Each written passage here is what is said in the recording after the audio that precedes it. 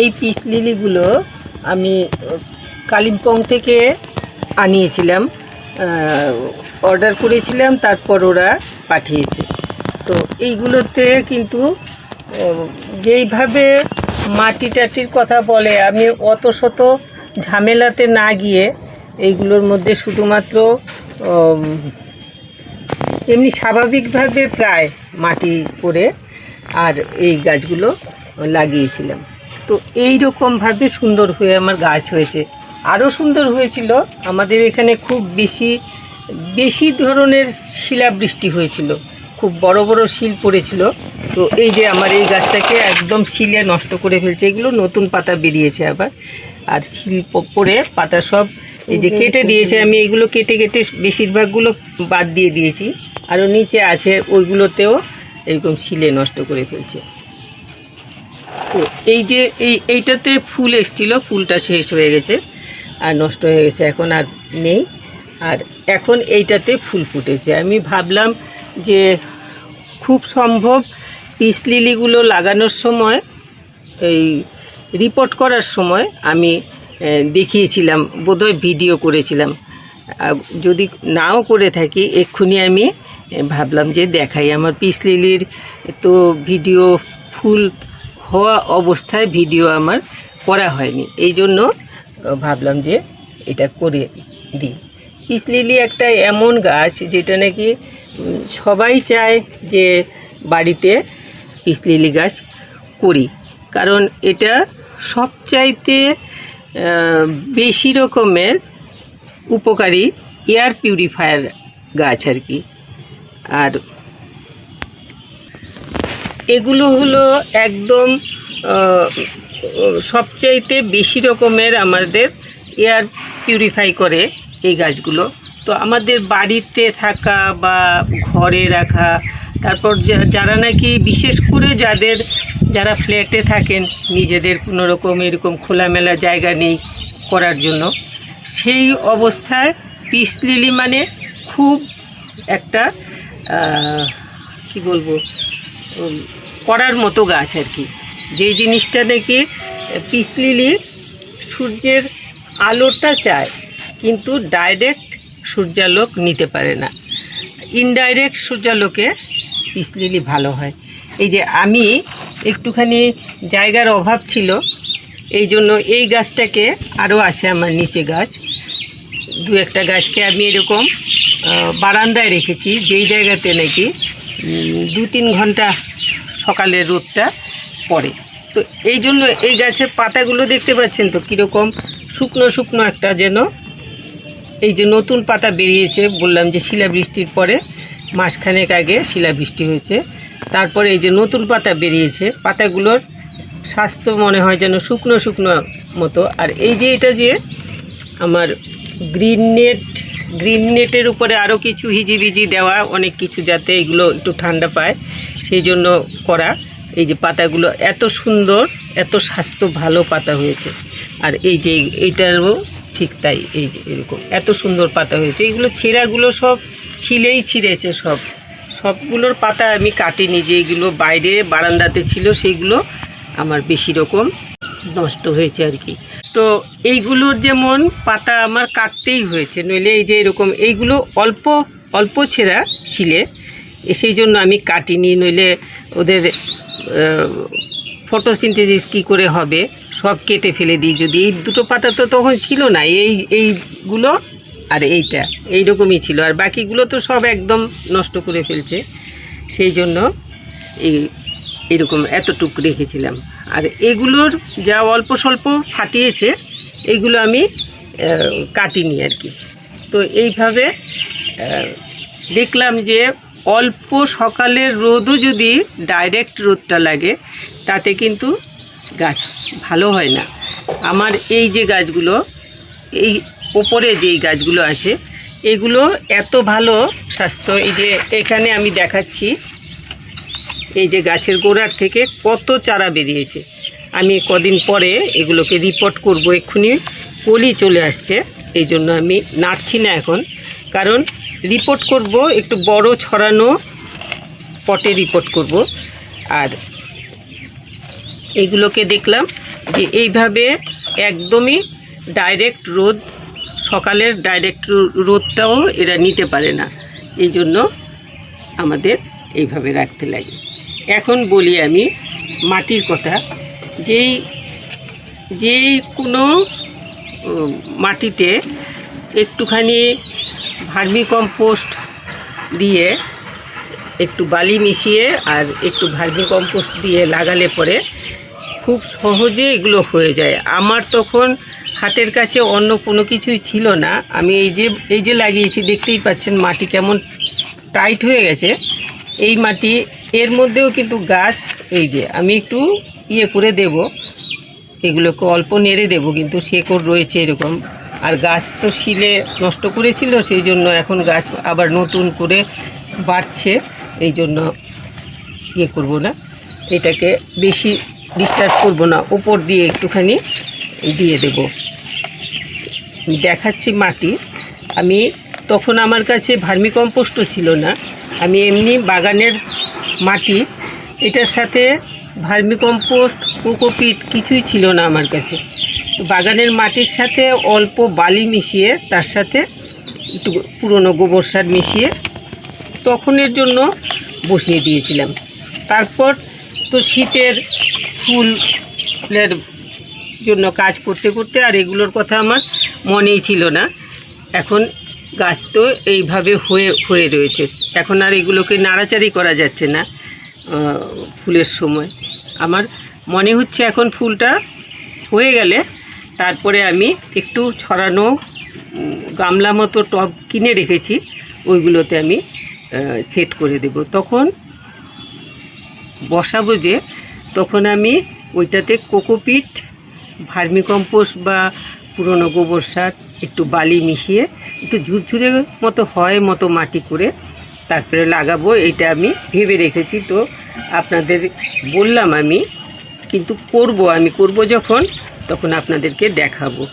আর এই গাছগুলো, এই তো ছিল আমার গাছ লাগানো, গাছ যে লাগিয়েছি, এই যে ফুল হয়েছে, এত সুন্দর ফুলটা, এই যে দেখতেই পাচ্ছেন, কাছে এনে দেখো, এত সুন্দর পিস লিলি।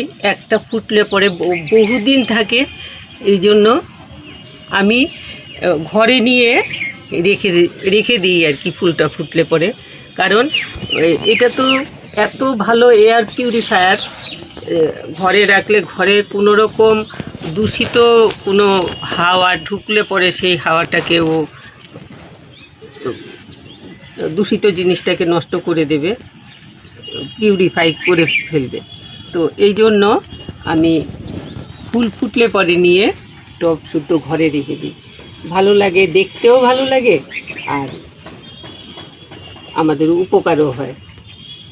তো ওই বলছিলাম, এখন মাটিটা আপনারা এইভাবে করে লাগাতে পারেন। আর আমি আগামীতে অল্প কিছুদিনের মধ্যে এইগুলোতে কলি চলে এসছে, আমি এই টবটাকে মেইনলি আমার রিপোর্ট করতেই হবে, কারণ এই যে এত বেশি চারা হয়ে গেছে, এগুলো যদি আমি রিপোর্ট না করি তাহলে কিন্তু গাছগুলো নষ্ট হয়ে যাবে। অনেক বেশি চারা হয়ে গেছে, ভর্তি একদম, আরও বেরোচ্ছে।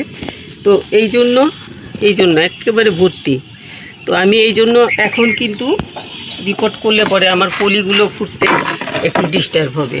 তো কিছুদিন পর আমি এই একটু বড় এরকম ছড়ানো গামলা কিনে রেখেছি, গামলা মতো আর কি টব, ওইগুলোতে লাগিয়ে দেব। আর তখন দেখাবো আমি কিভাবে করলাম, ওইটা দেখাবো আর কি ইউজ করলাম। এখন আপনারা ইচ্ছে করলে এই পিস লিলি কী বলে নার্সারিগুলোতে পেয়ে যাবেন, ওইখান থেকে এনে যা আছে, ভার্মি কম্পোস্ট হোক, পুরনো গোবর সার হোক, কিছুটা 1/3 দিয়ে, বাকিটা মাটি, আর মাটিটার মধ্যে 1 মুঠ বালি মিশিয়ে, বা 1 মুঠ বালি 1 মুঠ কোকোপিট মিশিয়ে তারপরে বসিয়ে দিতে পারেন। কোকোপিট না থাকলে শুধু মাটি আর বালি মিশানোটার মধ্যে একটু গোবর সার মিশিয়ে তাও বসিয়ে দিতে পারেন, এইরকম সুন্দর ফুল হবে। আর জলটা একটু দেখে বুঝে দিতে লাগবে আর কি, গোড়াটা ভিজা থাকলে না দেওয়া ভালো, অল্প জল। এই আমার এই টবগুলোতে আমি দেখতে পাচ্ছি রোজ জল দিতে লাগে না, 2 দিন পরে 1 দিন জল দিলে হয়ে যায়। মাটিটা একটু ভিজা ভিজা ভাব থাকলে পরে তাহলেই হয়ে যায়। আর কোনো রকম ওষুধপত্র কিন্তু কোনো কিচ্ছু ইউজ করিনি। এই যে এত সুন্দর এত ফাইন পাতা বেরিয়েছে, ছেঁড়াগুলো কিন্তু কোনো পোকা টোকার আক্রমণ বা কোনো কিছু তা না। এগুলো শিল পড়েছে, ওই শিলের বাড়িতে সব ফাটিয়ে ফেলছে শিলগুলো দিয়ে। কিন্তু আমার এই যে গাছের পাতা এত সুন্দর, এত স্বাস্থ্য ভালো না গাছ।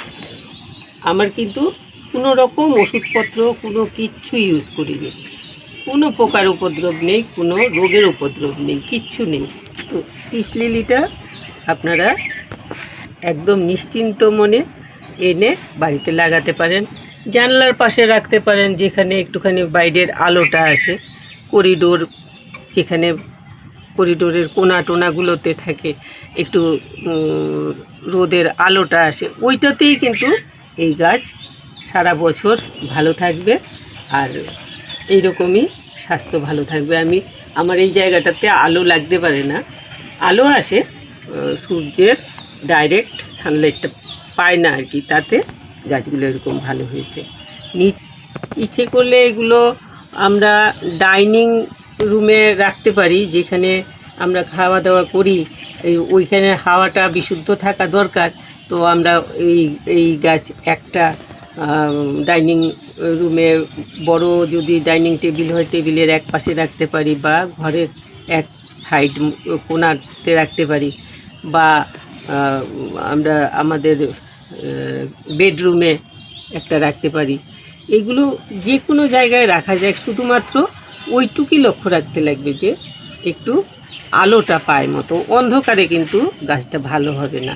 অফিস টফিসগুলোতে এখন খুব এই রকম যেগুলো নাকি ইনডোর প্ল্যান্ট লাগানো হয়, তো যারা অফিসে বিশেষ করে প্ল্যান করে গাছগুলো লাগান বা রাখতে চেষ্টা করেন, সাজাতে চেষ্টা করেন গাছ দিয়ে, আপনারা পিস লিলিটা ইউজ করলে ভালো হবে। কেন ওই অফিস টফিসগুলোতে নানান রকম লোক আসে, কত কিছু দূষিত জিনিস আসতে পারে, কিন্তু পিস লিলি কিন্তু এয়ারটা দূষণমুক্ত করে দেয়।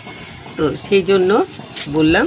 আর এগুলোর বিশেষ কিছুই যত্ন নেই, লাগিয়ে দিলাম। আমি যে 6 মাস আগে লাগিয়েছি, এখন পর্যন্ত শুধুমাত্র জলটাই দিয়েছি, আর কিচ্ছু দেইনি, কিন্তু আর কোনো কিচ্ছুই দেইনি। শুধুমাত্র গোবর সার, 1 মুঠ বালি, আর 1/3ও না, আমি তো বালি কম দিয়েছি, কারণ আমার মাটিটা এমনি বেলে